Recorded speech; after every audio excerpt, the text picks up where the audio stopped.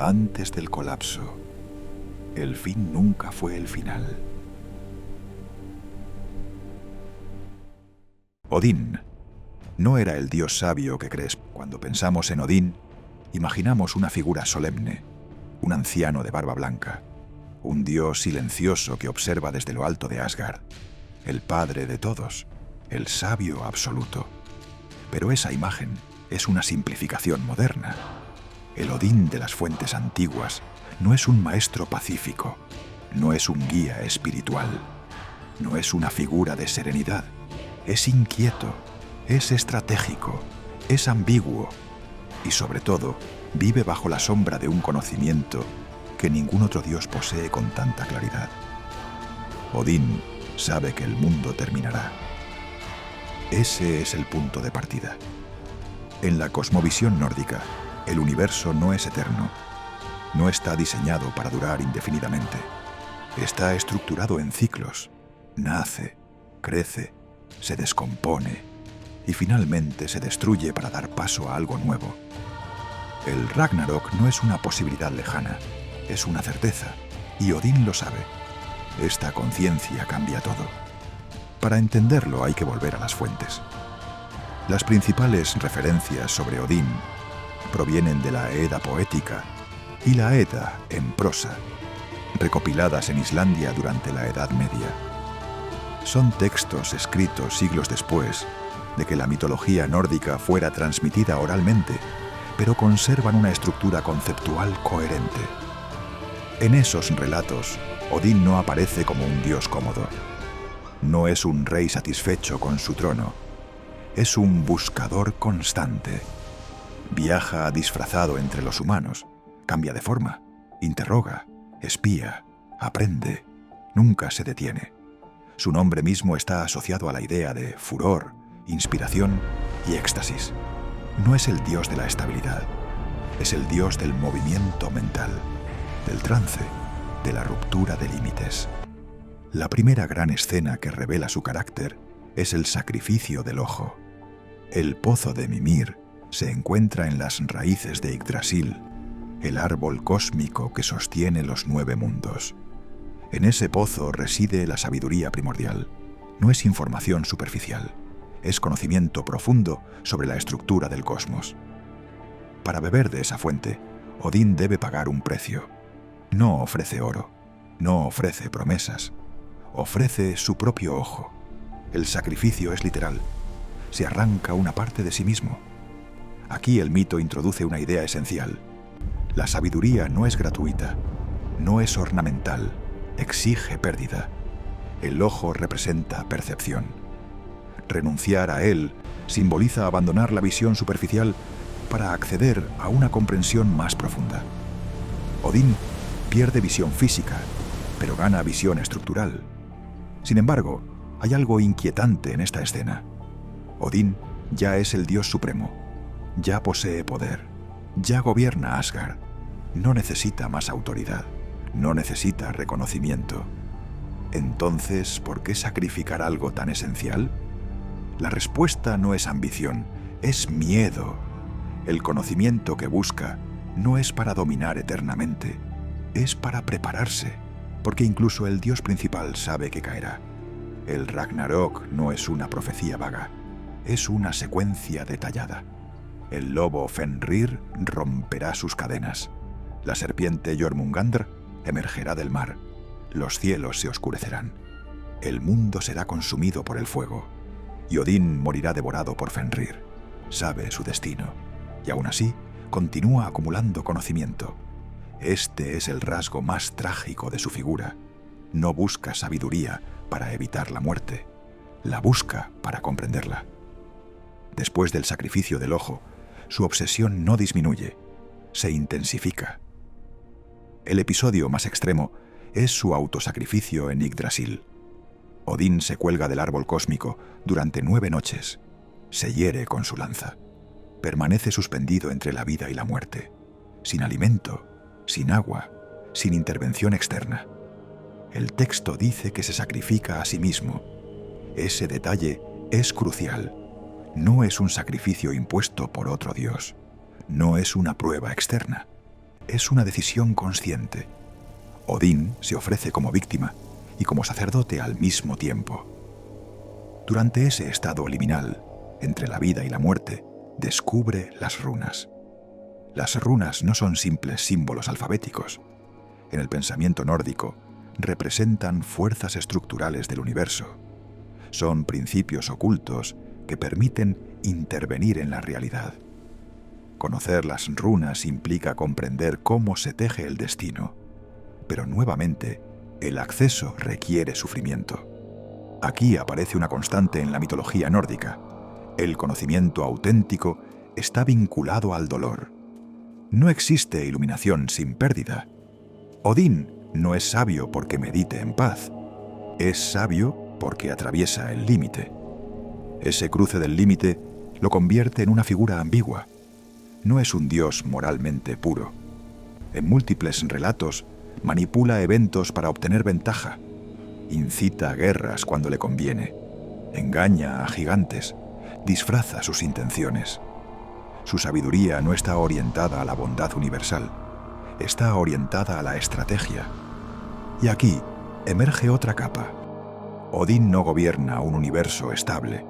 Gobierna una estructura frágil sostenida por pactos, tensiones y equilibrios precarios. Los gigantes no han sido derrotados definitivamente. Las fuerzas del caos no están eliminadas. Solo están contenidas. Fenrir está encadenado, pero no muerto. La serpiente del mundo rodea la tierra, pero no ha sido vencida. Hel gobierna el reino de los muertos. Todo está en suspensión. Odín entiende que la estabilidad es temporal. Por eso reúne guerreros caídos en el Valhalla. No por gloria romántica, no por recompensa eterna, sino para formar un ejército. Los Einherjar entrenan cada día. Luchan entre sí, mueren simbólicamente y vuelven a levantarse. Se preparan. Valhalla no es descanso, es entrenamiento para el fin. Y Odín es el arquitecto de esa preparación. Aquí comienza a desmoronarse la imagen del dios sabio como figura tranquila. Odín no descansa, no celebra sin preocupación, no vive en serenidad, vive en anticipación. Es el único dios que mira el horizonte y ve llamas futuras. Su relación con Balder, su hijo, revela otra dimensión. Balder representa luz, pureza y esperanza. Cuando muere por engaño, el golpe no es solo emocional, es simbólico. Es el inicio del desmoronamiento irreversible. Odín intenta recuperarlo. Envía emisarios, negocia, suplica. Pero el destino no se revierte. Incluso el dios más sabio no puede romper la estructura del Ragnarok. Este fracaso es esencial. Si Odín fuera omnipotente, su mito perdería fuerza. Pero no lo es. Está limitado por una arquitectura cósmica que ni siquiera él puede reescribir. Entonces, ¿qué representa realmente su sabiduría? No es control absoluto, es conciencia estructural. Odín entiende cómo funciona el universo, pero no puede detener su curso final. Su conocimiento le otorga claridad, no salvación. Y aquí se encuentra el núcleo trágico de su figura. Sabe que perderá, sabe que será devorado, sabe que el mundo arderá, y aún así continúa preparándose. No hay ingenuidad en él, no hay esperanza ciega, hay determinación consciente. Ese matiz cambia completamente su significado. Odín no es el dios que promete que todo saldrá bien, es el dios que acepta que no saldrá bien, y aún así actúa. Su sabiduría no es una promesa de estabilidad, es una preparación ante el colapso. Hasta aquí hemos visto su búsqueda del conocimiento, sus sacrificios y su conciencia del destino. Pero todavía falta una capa más profunda. Porque Odín no solo representa sabiduría dolorosa, representa el dilema de saber demasiado. Y esa dimensión abre una lectura mucho más inquietante. Odín no solo desea saber. Odín utiliza lo que sabe, y no siempre de forma noble. En muchos relatos Aparece como un dios que interviene en conflictos humanos, no desde la distancia, sino desde la manipulación directa. Inspira guerras, favorece a ciertos líderes, retira su apoyo cuando le conviene, siembra traición si eso fortalece su posición estratégica. ¿Por qué lo hace? Porque necesita guerreros. Cada batalla en Midgard no es solo un conflicto humano, es una selección. Los caídos más valiosos serán llevados al Valhalla. Cada guerra es, en cierto sentido, una inversión en el ejército final. Esto transforma su figura de sabio pasivo a estratega activo. Odín no observa la historia, la influye. Pero hay una paradoja aquí. Si sabe que el Ragnarok es inevitable, si sabe que incluso con su ejército no podrá cambiar el desenlace final, ¿por qué intervenir? La respuesta no está en la victoria, está en la preparación. Odín no lucha por evitar el fin, lucha por enfrentarlo con estructura. Esta diferencia es sutil, pero esencial. En muchas mitologías, el dios supremo representa orden absoluto. En la nórdica, el orden es provisional. El caos no ha sido eliminado, solo ha sido contenido temporalmente. Odín vive en ese equilibrio inestable. El árbol Yggdrasil, eje del cosmos, no es un símbolo de estabilidad eterna. Está siendo roído por fuerzas que lo debilitan. Serpientes en sus raíces, un águila en su cima, un dragón que muerde su base. El universo mismo está desgastándose, y Odín lo sabe. Este conocimiento lo convierte en una figura profundamente trágica. No porque ignore el destino, sino porque lo comprende demasiado bien. Aquí podemos compararlo con otras figuras arquetípicas de la tragedia. En la tradición griega, Prometeo roba el fuego sabiendo que sufrirá. En la tradición bíblica, ciertos profetas anuncian destrucción que no pueden evitar. Odín pertenece a esa categoría, el que sabe, el que no puede detener el curso final, el que, aún así, actúa. Pero a diferencia de un profeta, Odín no predica moralidad, no ofrece redención, no promete salvación espiritual, ofrece preparación estructural. Su liderazgo no se basa en consuelo, se basa en anticipación. Esta dimensión es especialmente relevante si analizamos el mito desde una perspectiva histórica más amplia.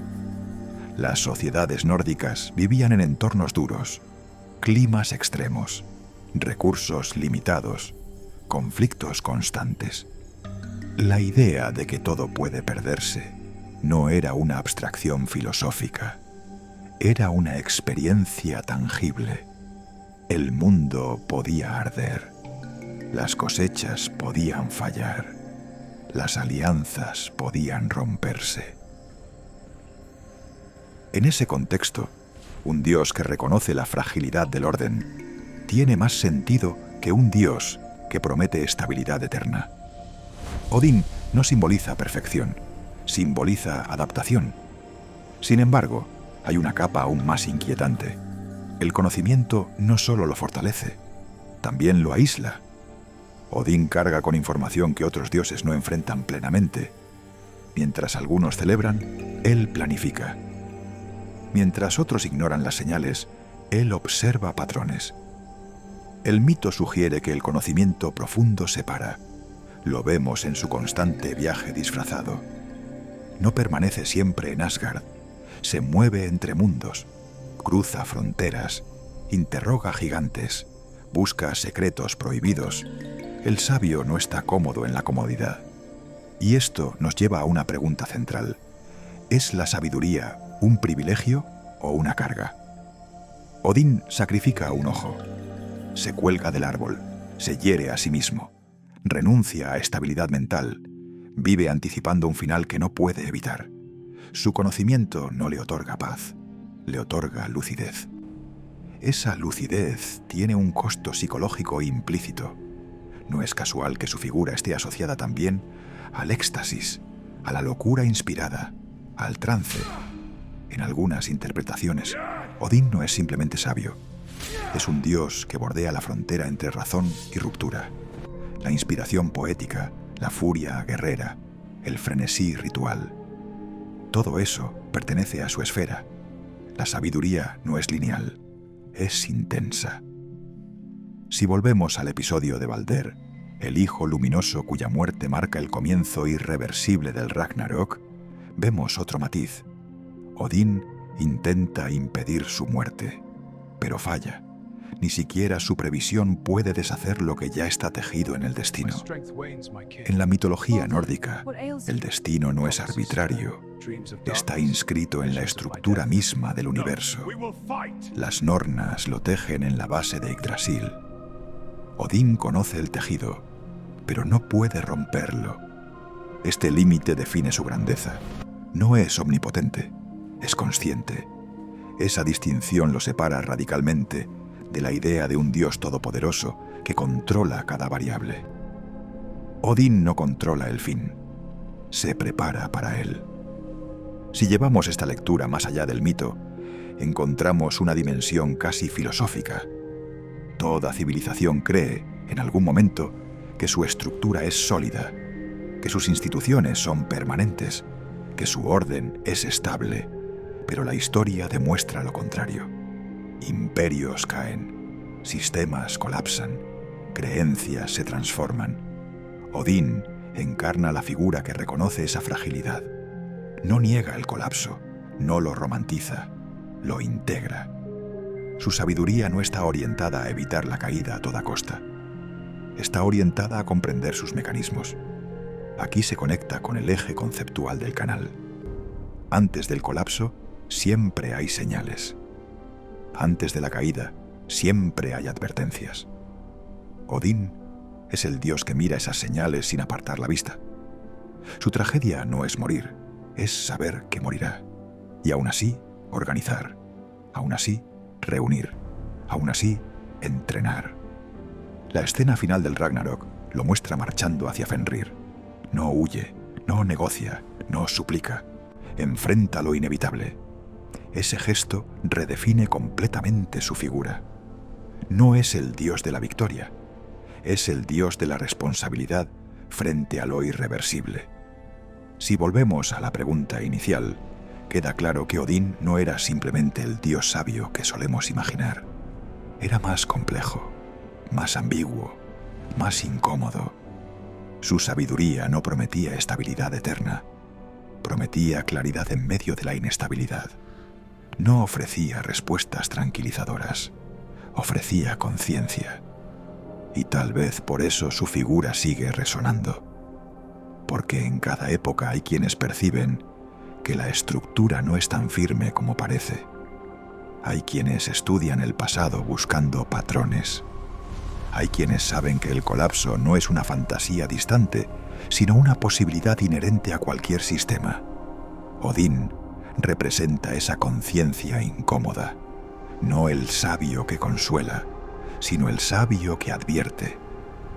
En última instancia, su mito no habla de poder absoluto, habla de límite, habla de la tensión entre conocimiento y destino, habla del precio de mirar demasiado lejos y deja una pregunta abierta.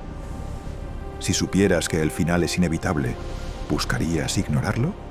¿O harías lo que hizo Odín? Prepararte. El fin nunca fue el final, pero tampoco fue una sorpresa.